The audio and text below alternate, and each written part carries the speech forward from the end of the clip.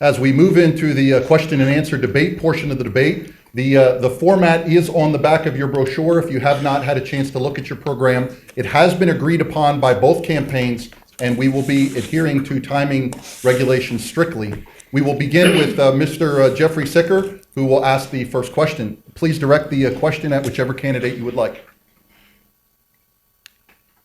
Thank you, both of you, for being here this evening, and thank you for your time. In both of your opening statements, you had mentioned property tax as far as being an issue. And my first question is to Senator Schwank. School property tax remains a centerpiece of discussion in Berks County. And what would you be willing to do to ensure that the governor makes this a top priority in his administration? As I had mentioned, as soon as within a week actually of getting elected, I started working on property tax reform. I recognize this is an issue that not only is holding back seniors and young families, but businesses and our real estate market as well. So one of the first things that I did was to co-sponsor the legislation in the Senate on property tax elimination. I also formed a property tax caucus of senators, both Democrats, this is bipartisan, and Republicans, to start talking about what do we need to do to actually meet that goal. And I was instrumental in getting the independent fiscal office to actually review the legislation, determine how much it would actually give us in revenues. Now, what do we have to do to make it work? We found out that it's not quite enough to meet the needs.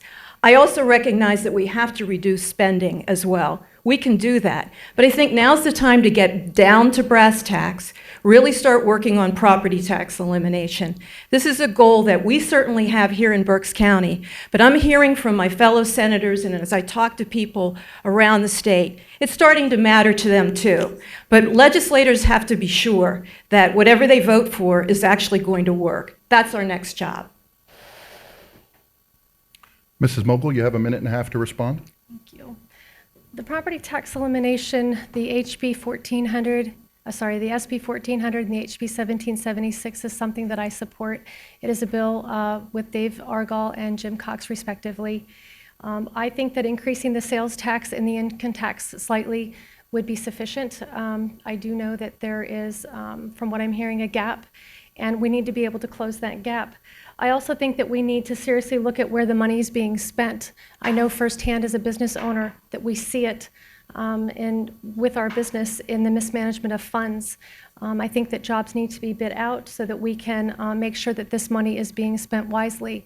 We've got school districts that are building huge NFL fields and these Taj Mahal buildings, and I think that if they were able to choose from several different plans, I think that would be sufficient. I think we need to get back to the brick and mortar that we used to have, and it is my opinion that the money that is being spent on these large schools, that money could actually go more for education. Senator, do you have a rebuttal? Not a rebuttal, but may I add something to that? You may. I would also say that we've got to look at how efficiently we can deliver educational services and how effective are we. We've talked a lot about regionalization and consolidation of municipalities. We could do the same thing with school districts. As a matter of fact, I've been working, or at least encouraging, the Secretary of Education to look at the Antietam School District and the Exeter School District to see if we can at least share services, if not outright consolidation. One thing I hear a lot of people say is, how many superintendents, how many directors of technology do we need? What can we do to help cut costs? And yes, facilities are certainly a part of it, and there is legislation to look at standard sets of plans for schools, and that's something that I would definitely support. Mrs. Mogel? I'm good, thank you. Do you have a follow-up, Mr. Sicher? Mr. John Forrester, you're up. Thank you. I'd like to maybe stay along the same lines with property tax reform or elimination. I've covered Harrisburg for many years, and I saw a lot of people trying to work on this. I think Rick Santorum was a staffer in the Senate starting to work on it, one of the people who worked on it early. The legislature's independent fiscal office reported that it's going to fall about $1.5 billion short the first year, as far as revenue. It'll be by 2017. It'll be $2 billion. People have been saying the only thing to do now is to raise those taxes that you have. Is this going to be just another door to open where we can have a flow of tax increases? I'm sorry, who's first? You can direct the question at whoever you'd like, or the comment. Mrs. Judy Schwank, Senator Schwank. Okay. Sorry. Have a copy of that report in front of me. As you can see, I've got it dog tagged and have looked at it quite carefully and read it. And yes, you're right about the numbers. But for the very first time in all this history of property tax elimination discussion, we have real numbers, verifiable numbers about what this revenue will generate and what the gap is. So at least we have a starting point from where to move forward. Here's the other thing that's inside that I think that's important for us to note.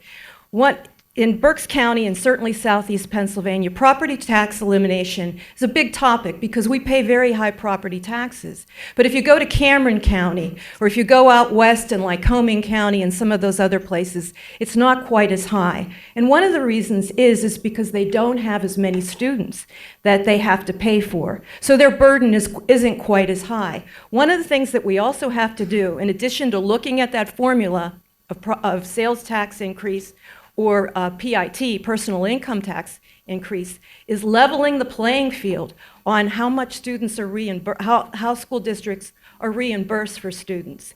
We're getting the short end of the stick where we have a lot of students to deal with, whereas in other communities they're not. So we have a lot of things to address, and we've got to get back to work right away in January. Mrs. Mogel. I think, again, with the income tax and also the sales tax is a good thing. My understanding is that if we were to increase the income tax, not from the 1% that they're looking at now, the approximate 1%, if we would raise it to maybe 1.5%, it may better fill that gap. As a candidate, I am not as privy on that. And so I think that I would encourage the legislators to make sure that they get moving on this. Property tax elimination has been a problem for 15 years. And I know someone personally that is losing their home to a tax that shouldn't be, a place that she's lived for 37 years. And it's very difficult to understand why things aren't being moved through sooner than what they have been. There's been multiple people over the years trying to get this tax eliminated, and it's just not happening. And I think that we need to get very serious and get moving on this now. Senator, a follow-up? Are you good? Yes. Yeah, actually, I'd like to add on to that a little bit. Here's something also that we have to understand about property tax. In Philadelphia and in Allegheny County, they're already paying 7%. So if we add an extra percent there, they're going to go up to 8%. So tweaking sales tax, maybe raising that another 1%, is probably not doable because those legislators would never vote for it. Their businesses wouldn't stand for it. However, we could look at the personal income tax, but that could be very regressive. One of the things that I'm considering and looking into the numbers on is, could we use a graduated personal income tax so that we get, so that we're not penalizing people in lower incomes? The downside to that, of course, is the problem that has always been with property tax elimination, is that we'll have to amend the state constitution to do that. It's not an easy thing to do, but it has to be done. Thank you. Mrs. Mogel? I just really feel in my heart that more could be done to get this property tax eliminated sooner than what it's been. Thank you. A follow-up, Mr. Forrester. Okay, let's suppose 1776 and 1400 go through. How will you distribute this? You touched on this, Senator, but how will you? This is the proponents of these bills are both vehemently against big government, and here we are sending our tax money to the central government. Now the central government is going to distribute it, disperse it. How is that going to be done equitably? Mrs. Mogel, why don't you start with that one? I'm not sure that I totally understand the question. The state is going to be collecting the sales tax. The state will be holding the central fund, and they will disperse the money to the 500 school districts for their budgets, for the large part of their budgets. How can we do that equitably so that a little district like Antietam isn't competing for funds with a big district like Philadelphia or Reading? Right. It's almost like talking about cost of living raises. We can't give cost of living raises to people in Reading and make it the same for those who live in Pittsburgh and Philadelphia. We're going to have to sit down and look at what their needs are financially and how much they're going to need versus another school district. So if a school district has, 500 students, say, in one school versus, 3,000 kids in another school, we're going to have to be able to take a look and see. We can't be giving the same amount to one school as we do the other. Senator, a minute and a half to respond. I have to say that your zip code shouldn't determine the quality of education that you get. We absolutely have to make sure that every student in Pennsylvania gets an adequate, excellent education. And I think that, yes, there will have to be some complex negotiations and a weighted formula to look at how we make sure that each school district and each student is treated fairly under this formula. It's going to be a difficult thing to do, but I think it's critical to making this work. And I think there's a good understanding among people now that maybe it's not the best field or the AstroTurf or the indoor swimming pool or things of that nature that mean a quality education. Maybe it means the best teachers, the best teaching aids, instructional investment in instructional design rather than just in facilities. It's going to cause us to take a different look at education and the testing and the way that we evaluate how students are progressing. More work, in other words. Mrs. Mogel, a rebuttal?